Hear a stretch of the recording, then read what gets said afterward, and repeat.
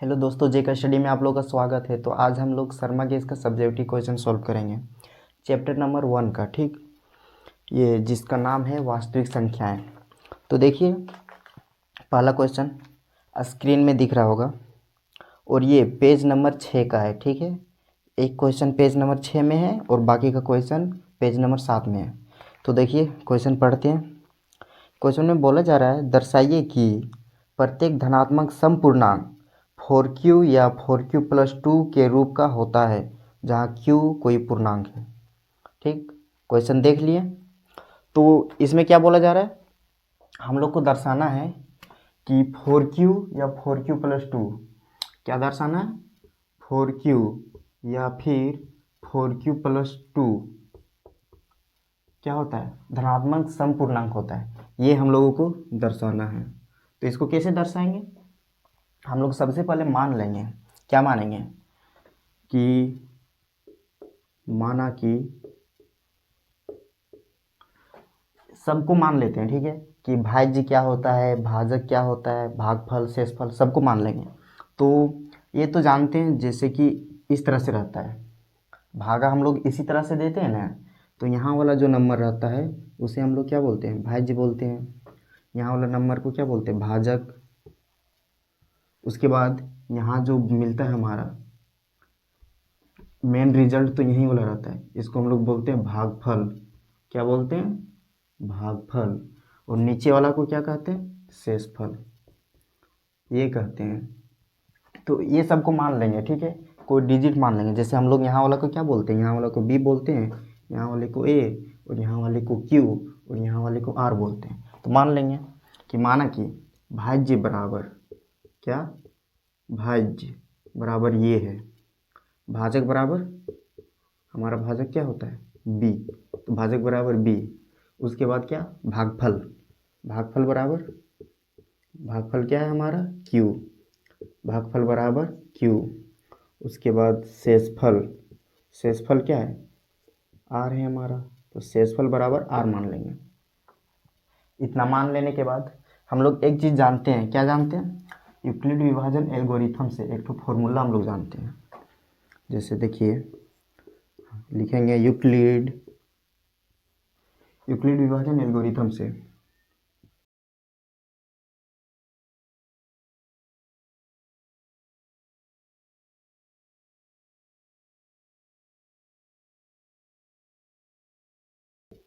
क्या होता है, यूक्लिड विभाजन एल्गोरिथम से एक फॉर्मूला होता है ये बराबर, क्या होता है, ये बराबर बी क्यू प्लस आर। ये होता है जहाँ पर क्या रहता है, जहाँ पर जो हमारा आर है, ये हमारा आर है वो बड़ा रहता है, किससे, जीरो से। आर क्या रहता है, बड़ा, जीरो से, या फिर बराबर होता है, और छोटा रहता है, किससे छोटा रहता है, बी से। तो यहाँ पर देख लीजिए, हमारा क्या दिया हुआ है, 4q दिया हुआ पहले से, यानी कि इस तरह से हम लोग को दिया हुआ है। इसको देखते हैं। ठीक है, यहाँ 4q+2 ये दिया हुआ है ना। तो यहाँ देख लीजिए, b की जगह क्या है, हमारा 4 है, और r की जगह क्या, 2 यहाँ दिखाया जा रहा है। लेकिन इसको नहीं देखेंगे, इस पर ध्यान नहीं देना हम लोगों को। हम लोग तो जानते हैं कि r जो रहता है हमेशा b से छोटा रहता है। ठीक है, तो 4 से छोटा होगा हमारा r। इस तरह से हमारा दिया हुआ है। ठीक है, तो r का वैल्यू क्या है, यहाँ हम लोग का निकल जाएगा, ये 4 से छोटा रहेगा। क्यों, क्योंकि b से छोटा रहता है r। क्योंकि एक चीज़ यहाँ भी हम लोग लिख देते हैं कि जो r रहेगा यहाँ पे, ठीक है, वो तो 0 के बराबर या 0 से बड़ा रहेगा। ठीक, और छोटा रहेगा किससे, 4 से। क्योंकि देखिए, b के जगह में 4 है हमारा क्वेश्चन में दिया हुआ। ठीक है, तो इसलिए ये 4 से छोटा रहेगा r। तो 4 से छोटा क्या क्या है वैल्यू, 4 से छोटा क्या क्या है, 3 है, 2 है, 0 है, और 1 भी है, समझे। तो इसको हम लोग सीधा से लिख देते हैं, क्या क्या है, 0 1 2 3। ये फर्स्ट है हमारा 0 1 2 3, इतना है आर का वैल्यू। ठीक, तो इधर वाला हम रब कर दे रहे हैं।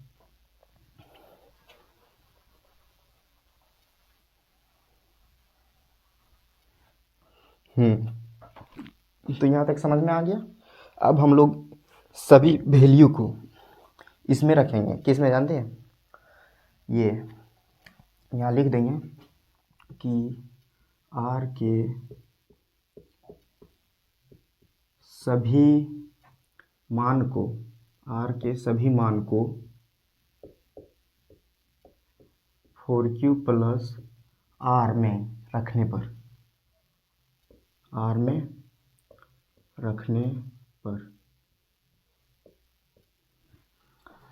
अब हम लोग आर का वैल्यू जो है ना, आर का ये चारों वैल्यू को इसमें रखेंगे, ठीक है। तो उसमें हम लोग देखेंगे कि क्या हमें मिलता है, सम संख्या मिलता है कि विषम संख्या मिलता है।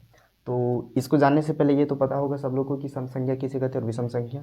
यदि नहीं पता होगा तो देख लीजिए, एक हमारा होता है क्या, सम संख्या, ठीक है, और एक होता है हमारा विषम संख्या। तो देखिए, सम संख्या उन सभी संख्याओं को कहते हैं जो दो से पूरा पूरा भाग चल जाए। किससे भाग चल जाए, दो से। तो जैसे हमारा होता है एक ठो, दो हो जाएगा, 4, 6, 8, 10, 12, इस इन सभी संख्याओं को क्या कहते हैं, सम संख्या। और विषम संख्या जैसे हो गया 3, ठीक, 5, 7, 9, 11, ये सब। तो देख पता चल गया कि सम संख्या किसे कहते हैं और विषम संख्या किसे कहते हैं। यहाँ अभी समझने में काम देगा इसलिए बताएं, ठीक है। तो आर का मान हम लोग इसमें रखने पर, ठीक है, क्या है, 4Q प्लस आर में रखने पर सभी मान को रखेंगे, आर का जितना भी मान है सबको रखेंगे। तो देखिए, फर्स्ट हम लोग लेते हैं आर बराबर 0, ठीक। तो हम लोग जानते हैं ये बराबर क्या है, 4Q प्लस आर लिखेंगे। 4Q प्लस आर के जगह, आर का जगह क्या रखेंगे, 0, 0 रख दीजिए, ठीक। तो यहाँ एक चीज़ समझिए कि ये 1 प्लस 0 बराबर क्या होता है, 1 होता है। 2 प्लस 0 बराबर क्या होता है, 2 होता है। इसी तरह 4Q प्लस 0 बराबर क्या होगा, 4Q होगा। यहाँ तक समझ में आया ये। तो यहाँ इसको हम लोग ये सॉल्व करेंगे तो क्या आएगा, सिर्फ 4Q आएगा। तो यहाँ देखिए हमारा जो 4 है, ये ये हमारा सम संख्या की विषम संख्या 4। क्यू को अभी छोड़ दीजिए, ठीक है, समझ लीजिए कि क्यू नहीं है। तो ये हमारा 4 क्या है, सम संख्या की विषम संख्या। तो 4 हमारा सम संख्या है। तो इसलिए यहाँ हम लोग लिखेंगे कि धनात्मक समपूर्णांक, ये क्या है हमारा, समपूर्णांक है, ठीक है, और पॉजिटिव है इसलिए धनात्मक। तो लिख देते हैं हम लोग।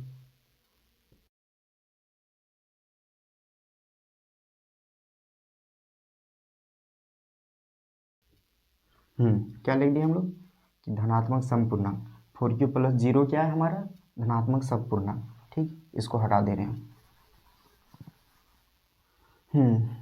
अब आर का वैल्यू 0 रख दिए। अब आर का वैल्यू हम लोग क्या रखेंगे, 1, ठीक। तो इसको हम लोग A1 मान लेते हैं। A1 बराबर क्या होता है, 4Q प्लस आर का वैल्यू क्या रखना है, पहले 0 रखें, अब एक रखेंगे। तो यहाँ देखिए 4 और 1, 5, ठीक है, 5 आ जाता है यदि हम लोग इसको जोड़ेंगे, क्यू को नहीं मान के, ठीक है। यदि 4 और 1 को जोड़ेंगे तो 5 आता है, और 5 हमारा क्या है, विषम संख्या है। तो हम लोग लिखेंगे यहाँ धनात्मक विषम पूर्णांक, ठीक है।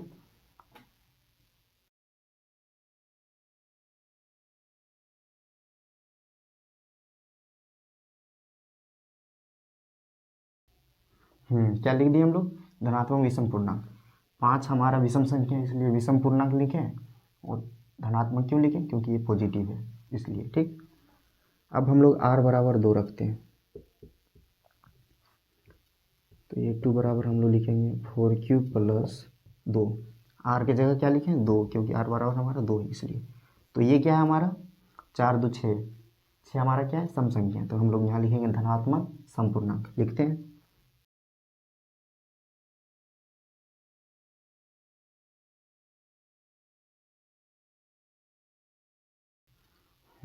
लिख दिए धनात्मक समपूर्णांक।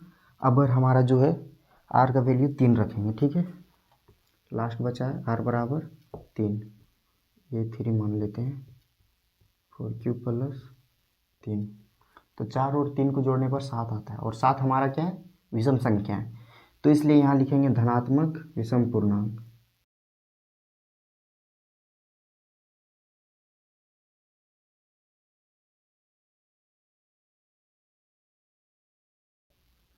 हो गया, धनात्मक विषम पूर्णांक लिख दिए।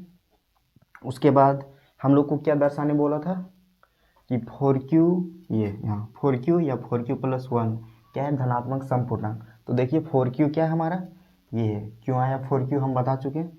तो एक तो ये देख लीजिए, और 4q + 2, 4q + 2 कहाँ है, 4q + 2 ये हमारा धनात्मक सम पूर्णांक है। यहाँ देखिए क्या लिखा है, धनात्मक सम पूर्णांक। यहाँ भी क्या लिखा है, धनात्मक सम पूर्णांक। और धनात्मक सम पूर्णांक क्यों आया ये हम बता चुके हैं, ठीक है, यही है ना। क्यों आया वो तो हम बता दिए पहले। तो यहाँ हम लोग लिख देते हैं लास्ट रिजल्ट, ठीक है। हम लोग यहाँ लिखेंगे अतः धनात्मक सम पूर्णांक इतना या इतना के रूप का होता है, ठीक है। क्या लिखेंगे देखिए,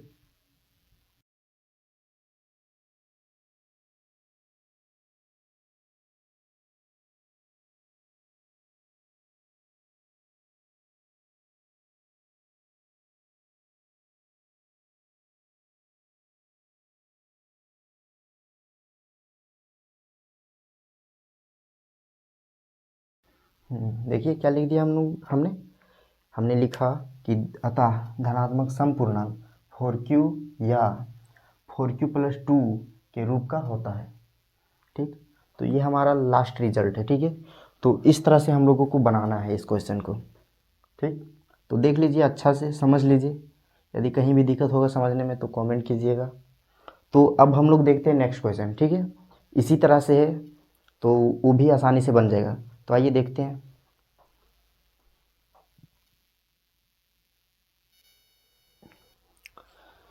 तब हम लोग अगला क्वेश्चन को देखते हैं। देखिए अगला क्वेश्चन पढ़ते हैं। अगला क्वेश्चन इसमें बोला जा रहा है कि दर्शाइए कि प्रत्येक धनात्मक समपूर्णांक 2q के रूप में होता है तथा प्रत्येक धनात्मक विषम पूर्णांक 2q + 1 के रूप का होता है जहाँ q कोई पूर्णांक है, ठीक। हम लोगों को क्या दर्शाना है, 2q और 2q + 1। ये जो है हमारा 2q ये धनात्मक सम पूर्णांक होता है, और 2q + 1 ये हमारा धनात्मक विषम पूर्णांक होता है। ये हम लोगों को दर्शाना है। तो बनाते हैं, जिस तरह से पिछला क्वेश्चन बनाए उसी तरह से हम लोग मान लेंगे कि ये भाज्य बराबर ये, भाजक बराबर b, और भागफल बराबर q, और आरफल बराबर ये, शेषफल बराबर r, ये सब मान लेंगे, ठीक है।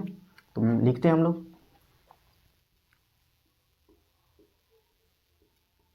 माना कि क्या होता है, भाज्य बराबर ये, ठीक। उसके बाद भाजक बराबर क्या होता है, भाजक हमारा b होता है, तो भाजक बराबर b, और भागफल बराबर q। उसके बाद शेषफल बराबर क्या होता है, हमारा शेषफल r होता है, तो शेषफल बराबर r मान लेंगे, ठीक। उसके बाद हम लोग जानते हैं यूक्लिड विभाजन एल्गोरिथम से। तो ये हम लोग लिख देंगे कि यूक्लिड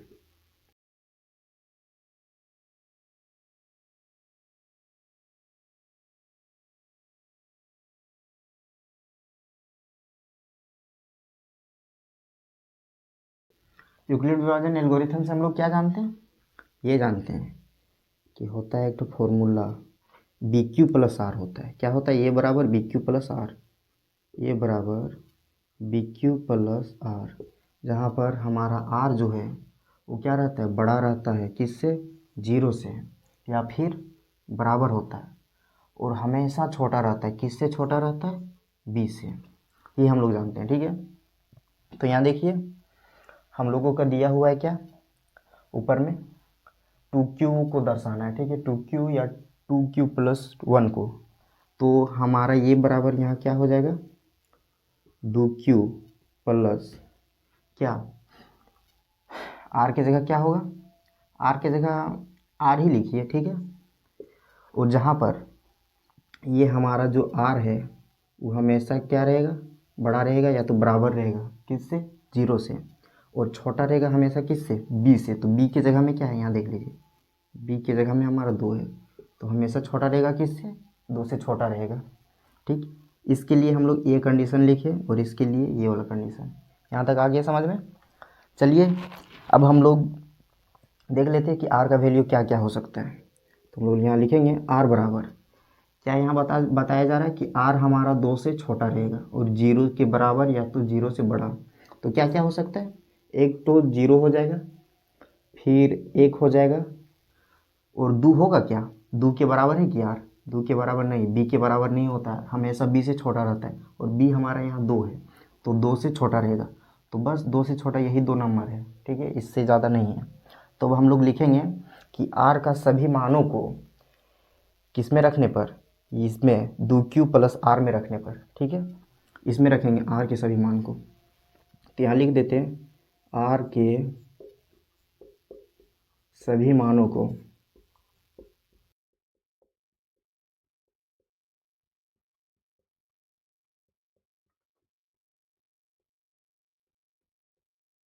किस में रख रहे हैं, 2q प्लस आर में रख रहे हैं, ठीक है, किसको रख रहे हैं, आर के मान को, ठीक है। तो यहाँ ये हम लोगों ने लिख दिया। चलिए अब इधर बनाते हैं।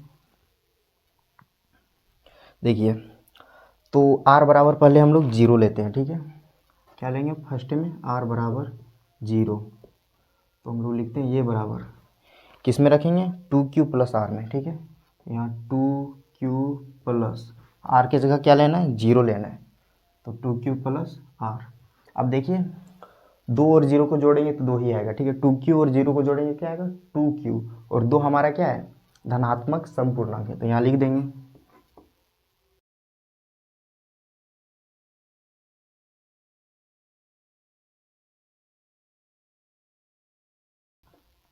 आगे समझ में। फिर अब आर बराबर हम लोग 1 लेंगे, ठीक है, तो यहाँ a1 ले लेते हैं, a1 बराबर 2q प्लस 1। अब 2 और 1 को जोड़ने पर हमारा 3 आता है,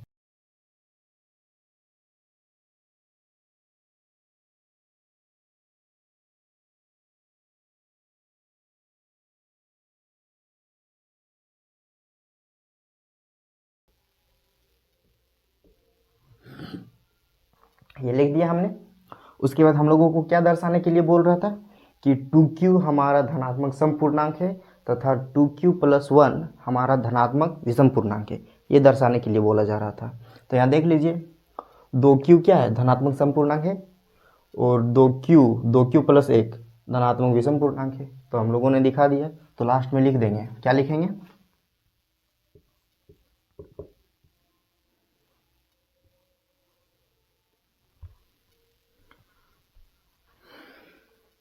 हम लोग लिखेंगे अतः प्रत्येक धनात्मक समपूर्णांक 2q के रूप का होता है तथा प्रत्येक धनात्मक विषम पूर्णांक 2q प्लस 1 का रूप का होता है, ठीक है, ये लिखेंगे।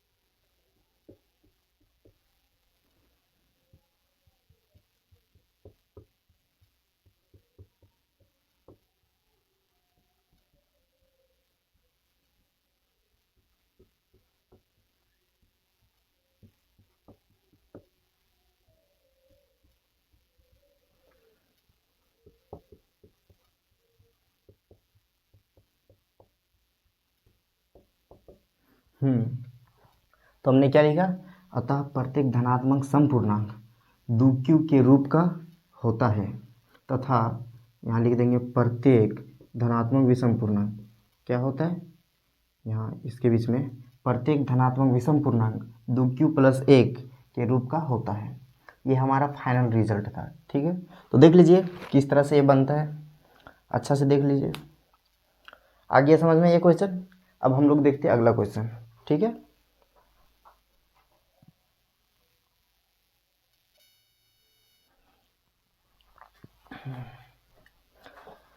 तो पिछला क्वेश्चन समझ में आ गया, अब देखते हैं ये वाला क्वेश्चन, ठीक है, ये तीसरा क्वेश्चन है।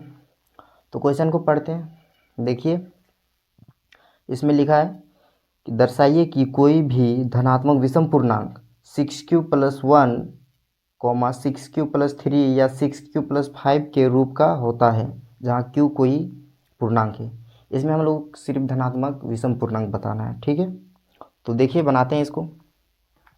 हम लोगों को क्या दर्शाना है कि 6q प्लस 1 और 6q प्लस 3 और 6q प्लस 5 क्या होता है, धनात्मक विषम पूर्णांक।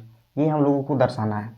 ठीक, तो यहाँ लिख देते हैं, तब दिमाग में रहेगा। ठीक है, क्या है 6q प्लस 1 या फिर 6q प्लस 3 या फिर 6q प्लस 5। दिखाई दे रहा है? एक बार चेक कर लेते हैं। नहीं दिखाई दे रहा है।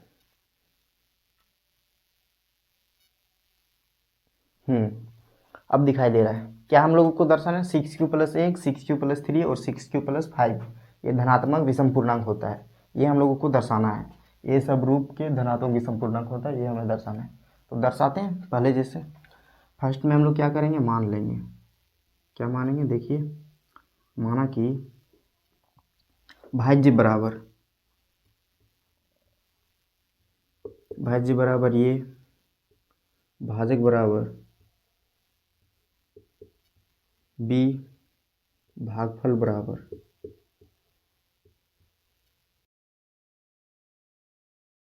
इसके बाद शेषफल बराबर।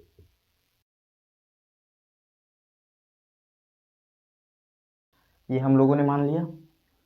उसके बाद हम लोग यूक्लिड विभाजन एल्गोरिथम से जानते हैं फॉर्मूला, ये बराबर। तो यहाँ पहले लिख लेते हैं।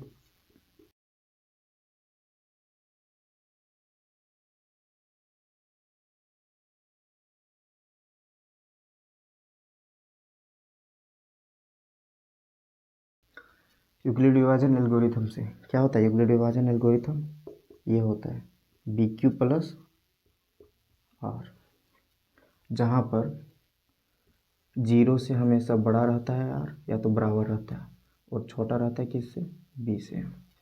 तो यहाँ देख लीजिए, ये बराबर हम लोगों को एक चीज़ दिया हुआ है। ये क्या दिया हुआ है? 6q प्लस R, ये समझ लीजिए। ठीक है, B की जगह में क्या है? 6 है। ठीक है, तो हमारा R का वैल्यू क्या क्या हो जाएगा? यहाँ देखिए, जो R रहेगा वो हमेशा बड़ा रहेगा 0 से, या तो बराबर रहेगा, और छोटा रहेगा किससे? B की जगह क्या है? 6 है, तो 6 से छोटा रहेगा इसमें। तो देखिए R बराबर क्या क्या हो जाएगा? 6 से छोटा क्या है? 5 है, 4 है, 3 है, 2 है, 1 है, 0 है। तो लिख देते हैं R बराबर 1, 0, 1, 2, 3, फिर 4 और 5। बस ये सब रहेगा। ठीक, तो अब हम लोग लिखेंगे कि R का मान इसमें रखने पर, ठीक है, क्या है? 4q प्लस R में रखने पर R का मान किसमें? इसमें 4q प्लस 1, 4q नहीं 6q प्लस R है। ठीक है, 6q प्लस R में रखने पर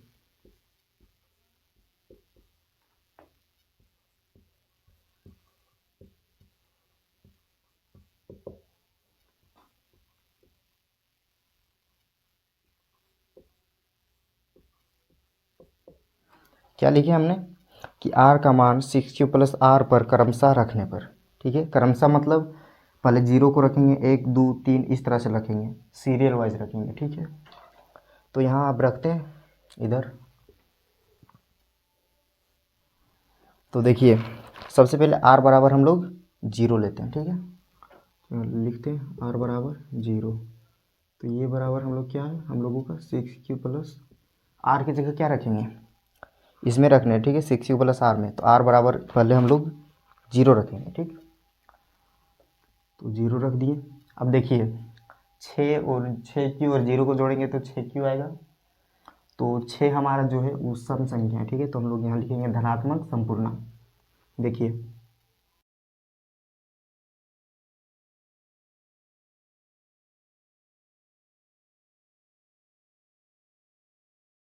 उसके बाद R बराबर क्या लेंगे?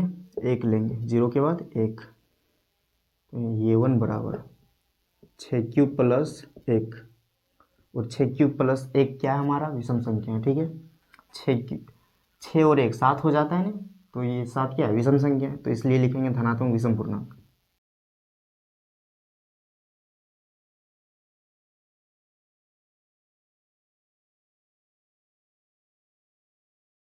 क्या लिख दिया हमने?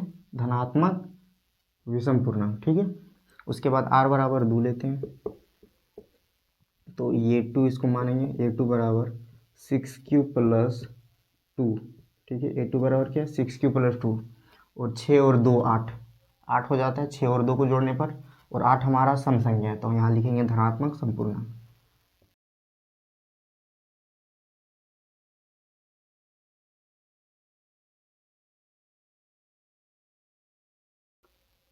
ठीक। अब r बराबर 3 लेंगे तो यहाँ ये 3 इसको मान लेंगे, और ये 3 में रख, ये 3 बराबर हम लोग लिखेंगे 6 क्यू प्लस, r की जगह क्या लेना है 3, तो r 6 क्यू प्लस 3, ठीक है। r की जगह में हम लोग 3 लेंगे तो यहाँ 6 और 3 9, 9 हमारा क्या है विषम संख्या है तो यहाँ लिखेंगे धनात्मक विषम पूर्णांक।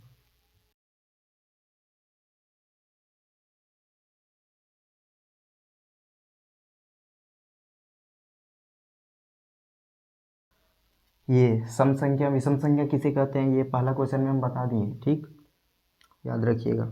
उसके बाद r बराबर हम लोग 4 लेंगे तो ये 4 बराबर हम लोग लिखेंगे 6 क्यू प्लस 4, r की जगह में 4 लिए इसलिए यहाँ 4, 6 और 4 10, 10 हमारा सम संख्या है तो इसलिए यहाँ लिखेंगे धनात्मक संपूर्णांक।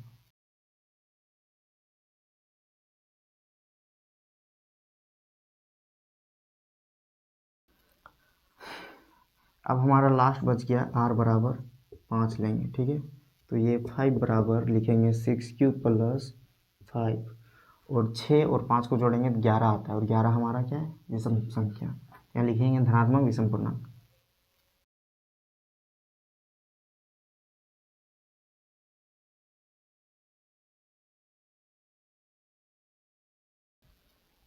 ये हम लोगों ने लिख दिया, लास्ट 5 तक ही था, ठीक है। r का वैल्यू लास्ट 5 तक है इसलिए 5 तक ही लिए। तो हम लोगों को क्या क्या दर्शाने के लिए बोला जा रहा था कि 6 क्यू प्लस 1 और 6 क्यू प्लस 3 और 6 क्यू प्लस 5 क्या है हमारा धनात्मक विषम पूर्णांक है। तो यहाँ देखिए कहाँ है 6 क्यू प्लस 1, यहाँ देखिए 6 क्यू प्लस 1 है, ये क्या है धनात्मक विषम पूर्णांक मिल गया। उसके बाद दूसरा क्या है 6 क्यू प्लस 3 है, तो यहाँ देखिए 6 क्यू प्लस 3 धनात्मक विषम पूर्णांक, ये भी मिल गया। उसके बाद देखिए 6 क्यू प्लस 5, 6 क्यू प्लस 5 कौन है ये है, तो यहाँ देखिए धनात्मक विषम पूर्णांक, ये भी मिल गया।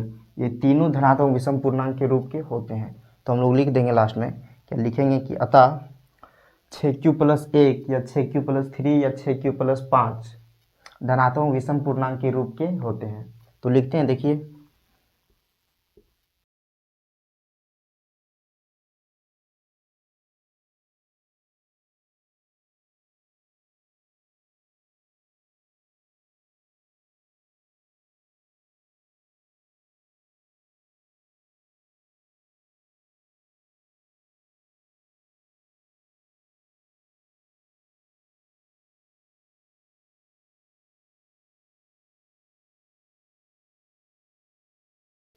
तो हमने क्या लिख दिया कि अतः 6 क्यू प्लस 1 या 6 क्यू प्लस 3 या 6 क्यू प्लस 5 धनात्मक विषम पूर्णांक के रूप के होते हैं, ठीक। तो इस तरह के क्वेश्चन शर्मा केस में 3 ठो क्वेश्चन दिया हुआ है, ठीक है, जो बहुत ज़्यादा इंपॉर्टेंट है।